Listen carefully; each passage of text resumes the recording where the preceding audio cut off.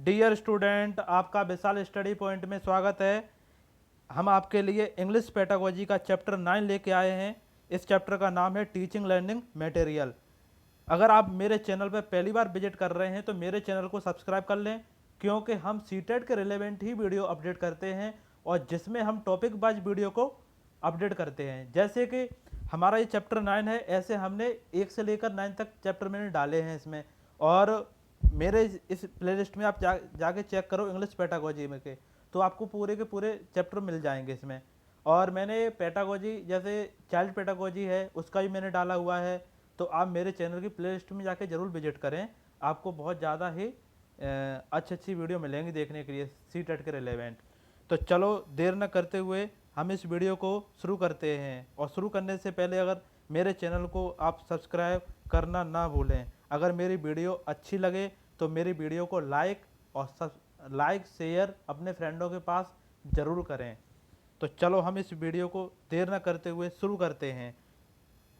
तो देखते हैं, देखो आगे हम आपको ये समझाएंगे कि टीचिंग लर्निंग मटेरियल, इस चैप्टर का नाम है टीचिंग लर्निंग मटेरियल।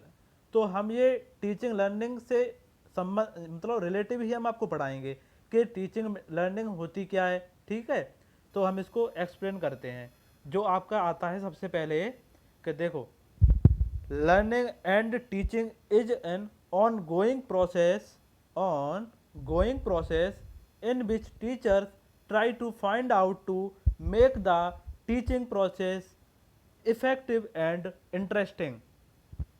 तो आपकी लर्निंग एंड टीचिंग, ठीक है, जो आपकी दे रखी है इसमें क्या दे रखा है, learning and teaching is an ongoing process. जो आपकी जो लर्निंग टीचिंग कैसी प्रोसेस है, एक गोइंग प्रोसेस है। कैसी है? गोइंग प्रोसेस है। इन विच, जिसके अंतर्गत क्या करते हैं, teacher try to find out, वो कोशिश करते हैं किसकी, find out to make the teaching process effective and interesting. तो टीचर सबसे पहले आगे बच्चों के लिए एक चीज पहले करेगा कि जो हम पढ़ा रहे हैं आगे तो वो कैसा होना चाहिए, एक इफेक्टिव होना चाहिए, और दूसरा कैसा होना चाहिए, एक इंटरेस्टिंग होना चाहिए। इफेक्टिव के साथ साथ में कम्युनिकेशन किसका होना चाहिए, इंटरेस्टिंग का होना चाहिए। अगर इंटरेस्टिंग का कम्युनिकेशन नहीं होगा तो बच्चे एक बोरिंग फील करेंगे क्लास के अंतर्गत, क्योंकि छोटे बच्चे होते हैं, जितना उन्हें इंटरेस्ट करोगे उतना ही अच्छा वो समझेंगे और पढ़ेंगे, उतना ही इफेक्टिव होगा।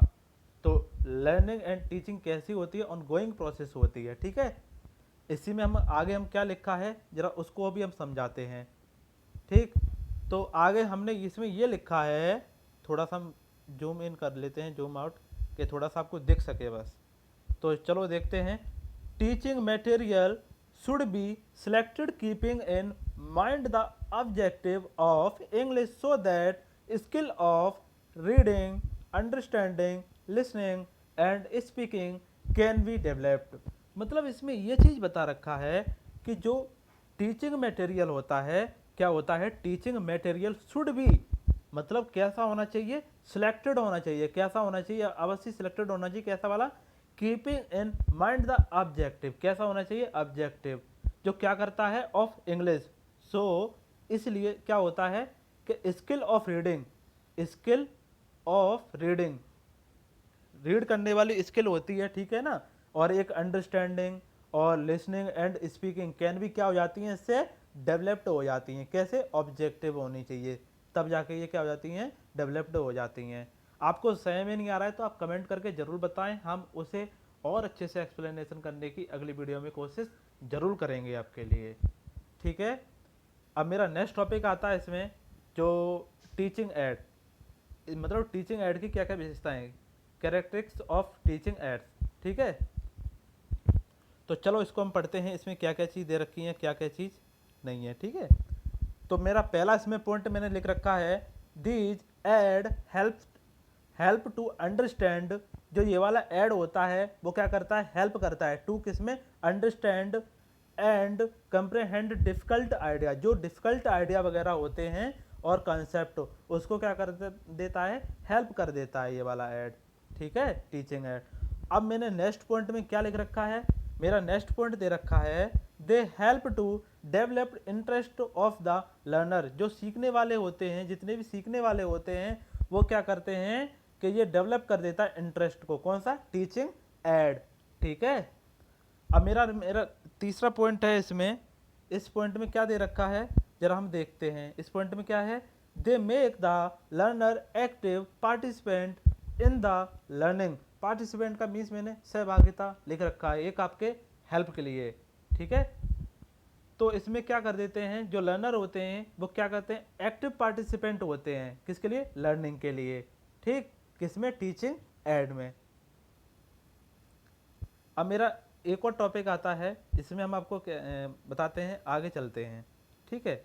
अब इसमें objective of using teaching add. अब मैंने ऑब्जेक्टिव के बारे में बताया था, यहाँ पर आपके में दे रखा होगा, हाईलाइट अभी मैं करके दिखाता हूँ। देखो आपके सामने आ रहा है कि नहीं आ रहा है? ये आ रहा है, ऑब्जेक्टिव आ रहा है। ऑब्जेक्टिव ऑफ इंग्लिश के कारण क्या हो सकता है? स्किल ऑफ रीडिंग बताया था, अंडरस्टैंडिंग, ठीक है, और लिसनिंग एंड स्पीकिंग। तो अब मैं ऑब्जेक्टिव के बारे में बताऊंगा कि ऑब्जेक्टिव क्या चीज़ है, क्या चीज़ नहीं है। तो चलो हम objective of using teaching ads, तो इसमें हम किस तरीके से टीचिंग एड में यूज करते हैं, तो इसके बारे में हम आपको समझाते हैं। To make learning interesting and long lasting. तो कैसा लर्निंग कैसा होना चाहिए? इंटरेस्टिंग, लॉन्ग लास्टिंग होना चाहिए। कैसा होना चाहिए? लॉन्ग लास्टिंग, मतलब एक लंबे समय तक चले। ये नहीं कि 1 मिनट के लिए हुआ बस खत्म हो गया, तो ये नहीं होना चाहिए। कैसा होना चाहिए? लॉन्ग लास्टिंग होना चाहिए। आशा करते हैं कि हमारी वीडियो अगर आपको अच्छी लग रही होगी तो मेरे चैनल को सब्सक्राइब जरूर करें और लाइक करना ना भूलें। ठीक है। और चलो इसमें नेक्स्ट पॉइंट मेरा है तो उसको भी समझा देते हैं। टू सेव टाइम, और ये क्या करता है? टू सेव टाइम, टाइम को भी सेव करता है। Energy and burden of the teachers, जो टीचर्स पे क्या हो जाता है, बर्डन पड़ता है, वो चीज़ भी क्या हो जाता है, कम हो जाती है, एक तरीके से सेव हो जाती है, कोई ज़्यादा प्रॉब्लम नहीं होती है। अब मेरा नेक्स्ट इसी में आता है, to show applications of theoretical knowledge. ऐसी शो करनी चाहिए, मतलब एप्लीकेशंस ऐसी शो करनी चाहिए, मतलब थ्योरेटिकल नॉलेज हो उसके अंतर्गत। ठीक है। अब मेरा नेक्स्ट टॉपिक इसी में, टॉपिक क्या मतलब इसी में बता रखा है, अगला पॉइंट में क्या दे रखा है, to motivate student to learn by arousing their interest in the subject. Arousing मतलब होता है सक्रिय कर देना या एक्टिव कर देना, उस तरीके से अराउजिंग का इसमें सिनोनिम से होता है एक्टिव का एक तरीके से। ठीक है। Arousing their interest in the subject, मतलब आप कोई सा भी सब्जेक्ट पढ़ा रहे हैं या फिर कोई सा भी, मतलब बच्चों को एक इस तरीके से मोटिवेट भी करना चाहिए कि बच्चे उस सब्जेक्ट में इंटरेस्ट रखने लगें। जैसे बच्चे मैथ्स में कभी वीक होते हैं या इंग्लिश में वीक होते हैं, तो क्या करना चाहिए, टीचर को एक मोटिवेट भी करना चाहिए, मोटिवेशन भी देना चाहिए समय समय पर, जिससे बच्चे क्या रहें, अराउजिंग रहें, मतलब सक्रिय रहें, अपने सब्जेक्टिव के हिसाब से इंटरेस्ट जगा के रखें। अब हम आपको ये बताएंगे कि टीचिंग एड्स होते क्या हैं। टीचिंग एड्स के बारे में मैंने इसमें लिख रखा है। अब टीचिंग एड्स आपके क्या क्या होते हैं जरा हम देखते हैं। टीचिंग एड्स क्या होता है, देखो टीचिंग में ही क्या क्या चीज़ें हैं। टीचिंग का मतलब होता है ऑडियो एड, विजुअल एड, और एड्स का मीन्स ही होता है ऑडियो विजुअल एड। ठीक है।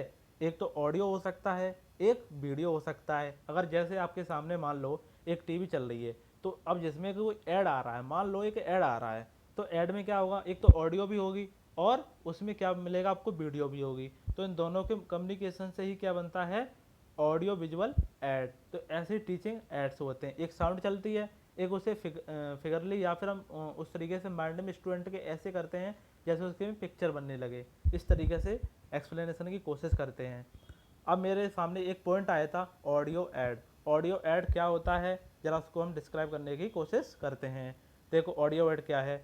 Audio add facilitate learning by using the sense of hearing. Audio ad help the teachers especially in learning teaching।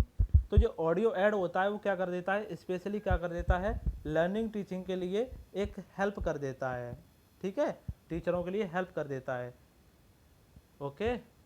एक मतलब ये चीज़ कह सकते हैं कि ऑडियो ये क्या कर देते हैं, जो फेस्टिलेट होता है। अब फेस्टिलेट क्या होता है, आगे तो हमें ये पता होना चाहिए फेस्टिलेट होता क्या है। फेस्टिलेट का मीन्स होता है सरल बनाना। फेस्टिलेट का मीन्स क्या होता है, सरल बनाना। तो क्या कर देता है, sense of hearing. Sense of hearing मतलब जो हमारी सेंस, सुनने वाली क्षमता होती है, उसके माध्यम से हम उसे सुनते हैं।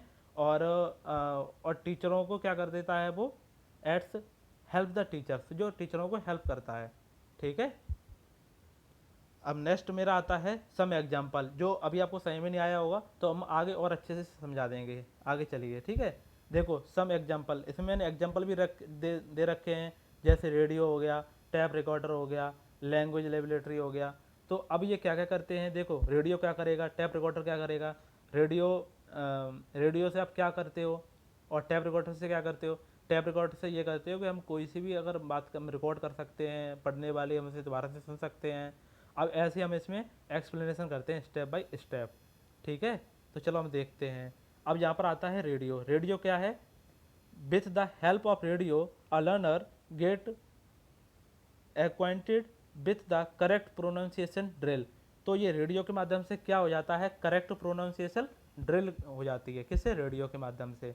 ठीक है, लर्नर जितने भी होते हैं सीखने वाले। ठीक है, अब टैप रिकॉर्डर से क्या होता है, correct the learner speech and also improve reading skills of learner. तो इससे क्या हो जाता है, इम्प्रूव हो जाता है रीडिंग स्किल ऑफ लर्नर, जितने भी सीखने वाले होते हैं। ठीक है, और एक करेक्ट स्पीच उसमें से निकलता है। जो भी टैप रिकॉर्डर में हम करेक्ट स्पीच रिकॉर्ड करते हैं, कोई गलत लैंग्वेज इसमें रिकॉर्ड नहीं करेंगे। ठीक है, अब आपके सामने आता है विजुअल ऐड। आपके विजुअल ऐड क्या होते हैं, जरा उसके बारे में भी हम एक बार कोशिश करते हैं, विजुअल ऐड क्या है। ठीक है, तो इसमें ये चीज़ बता रखी है कि this type of aid appeal to the learners visual organs, they help in the attainment of the cognitive affective and psychomotor objective of teaching. तो इसमें ये चीज़ बता रखी है कि जो विजुअल ऐड होते हैं, इसमें क्या होता है, ये एक अपील करते हैं, किसके लिए करते हैं, टू द लर्नर। देखो this type of aids appeal to the learner, learner की अपील करते हैं, किसकी कैसे लिए करते हैं, लर्नर्स विजुअल ऑर्गन्स, किस तरीके से, विजुअल ऑर्गन्स की तरह। दे हेल्प इन द अटेनमेंट, और किस में ये हेल्प करते हैं अटेनमेंट में, कॉग्निटिव और अफेक्टिव एंड साइकोमोटर में, ऑब्जेक्टिव ऑफ टीचिंग। अब आपका आता है साइकोमोटर। साइकोमोटर क्या होता है, आपका मानसिक क्रियाकलाप से जुड़ा होता है, जो आपकी इंटरनली होती है, जो आप थिंकिंग करते हो, मानसिक क्रियाएं जिस तरीके की होती हैं, उसे हम साइकोमोटर्स के नाम से जानते हैं, ऑब्जेक्टिव एक्टिविटीज़। ठीक है, इसे हम कहते हैं विजुअल एड्स। चलो हम नेक्स्ट पे चलते हैं। इसमें एक और मैंने एग्जांपल दे रखा है कि ये विजुअल एड्स में होता क्या है, जैसे चॉक बोर्ड होता है, चार्ट होता है, मैप होता है, वर्किंग मॉडल्स वगैरह होते हैं। तो एक तरीके से जिसमें हम विजुअल कर सकते हैं, जैसे टीचर क्लास में बोलते हैं कि आप एक प्रोजेक्ट बना के लेके आना, या फिर मॉडल बना के लेके आना, एक तरीके से क्या है, कोई चार्ट वगैरह बना के लेके आना। तो स्कूल में ये क्या कहते हैं, विजुअल ऐड कहते हैं। ठीक है, जो विद्यार्थी को अपने, जो आपने पढ़ा हुआ स्कूल में, तो हर एक विद्यार्थी को आपको ये चार्ट वगैरह, मॉडल वगैरह जो भी ये बना के लेके जाने पड़े होंगे। तो इन्हीं को हम कह सकते हैं ये विजुअल ऐड के अंतर्गत आते हैं। अब ये चॉक बोर्ड होते हैं। अब ये चॉक बोर्ड कैसे होते हैं, जरा इसके बारे में भी जान लेते हैं थोड़ा बहुत। It is use to teach sentence structure, news, grammatical example.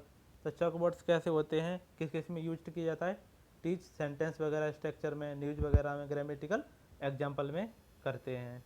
ठीक है, पिक्चर चार्ट्स क्या करते हैं, जरा इसके बारे में भी जान लेते हैं। These can be used to introduce a new topic और टेल अ स्टोरी और टीच न्यू वोकेबलरी। तो अब यहाँ से क्या कर सकते हैं, these can be used, introduce, जो भी हम इंट्रोड्यूस कराते हैं तो उसके लिए यूज करते हैं। अ न्यू टॉपिक, कोई सा भी एक नया टॉपिक के लिए, और टेल अ स्टोरी, और एक स्टोरी बता सकते हैं, और टीच न्यू वोकेबलरी। तो एक न्यू वोकेबलरी भी कर सकते हैं, किसके माध्यम से, पिक्चर एंड चार्ट की सहायता से। वर्किंग मॉडल क्या होता है, इसके बारे में भी समझाते हैं।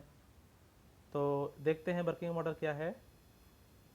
These can be used to present complex concept to students और enhance logical audio ability in students। तो यहाँ से ये चीज़ पता चल जाती है कि these can be used to present, ये क्या करते हैं, प्रेजेंट में यूज करते हैं, कैसे कर सकते हैं, कैसे, किसके लिए, कम्प्लेक्स कंसेप्ट टू स्टूडेंट और एनहेंस लॉजिकल ऑडियो, जो एक अपना एनहेंस करते हैं, जो अपना लॉजिकल ऑडियो होता है उसकी एबिलिटी स्टूडेंट में क्या कर देते हैं, एनहेंस कर देते हैं। ठीक है, वर्किंग मॉडल। जो भी वर्किंग मॉडल क्या है, कार्यरत मॉडल कह सकते हैं, जो कार्य करता हुआ, ठीक है। Audio visual add, audio visual add क्या होते हैं, जो मैंने अभी जस्ट ही में समझा के चला हूँ, ऑडियो विजुअल ऐड। चलो एक बार फिर से समझते हैं ऑडियो विजुअल ऐड क्या होते हैं इसके बारे में। These aid appeal to the both the sense organs and visual organs of the learner. They facilitate in attending the cognitive, affective and psychomotor objective of teaching, ठीक है। ये इसमें क्या बना देता है, सरल बना देता है। उसी की तरह मैंने आपको जस्ट बताया था, वही सेम टू सेम चीज़ इसमें दे रखी है।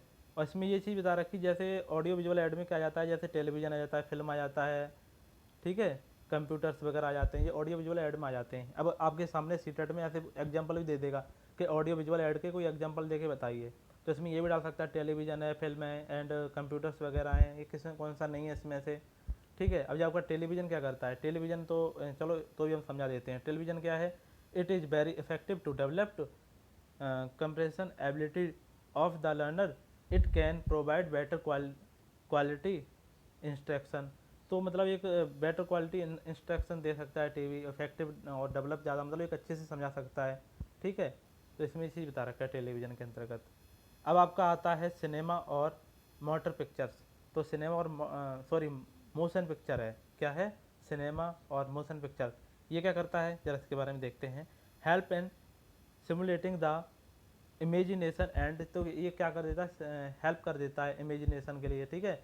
Mental imaginary can be used a vehicle of thoughts and as means of clarify idea। तो ये क्या कर देता है, आइडिया को क्लियरफाई कर देता है, कोई भी सेंस है, ठीक है, और थॉट्स वगैरह हैं, उससे क्या कर देता है, क्लियरफाई कर देता है। जो सिनेमा हो गए या फिर मोशन पिक्चर हो गई ये, ठीक है। हमने आपको जो प्रीवियस ईयर में क्वेश्चन आए हुए थे उसको मैंने क्वेश्चन ले रखा है, ये सीटेट 2000 सितंबर 2014 में पूछा गया था ये आपके में। तो जरा उस क्वेश्चन को हम पढ़ देते हैं।